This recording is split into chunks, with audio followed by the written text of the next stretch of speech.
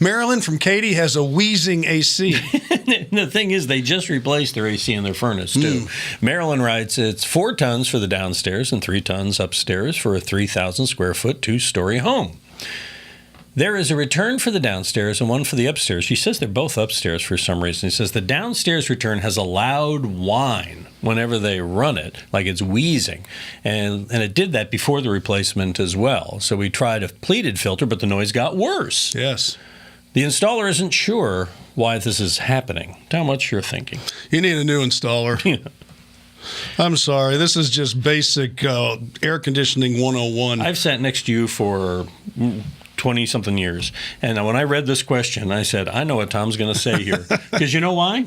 Because we had an old wheezy right here. That's right. And the same problem you have. It's too small. You don't have enough airflow, and it's choking the system, which is going to break the system down. I know you have one for each unit, but you should have several throughout the house.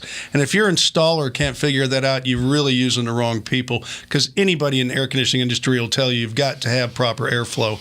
So add some return airs. Then you can use the pleated filters if you want, or you can put a media filter in. I wish they had done that when they put your new units in, so you have one filter with multiple air returns, but you're going to have to probably double or triple the size and move them around the house.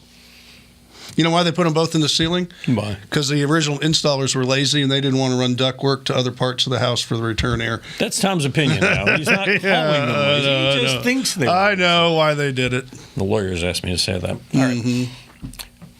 I don't know what else to say. I'm guess dumbfounded. You're gobsmacked. Yeah, kind of like the installer.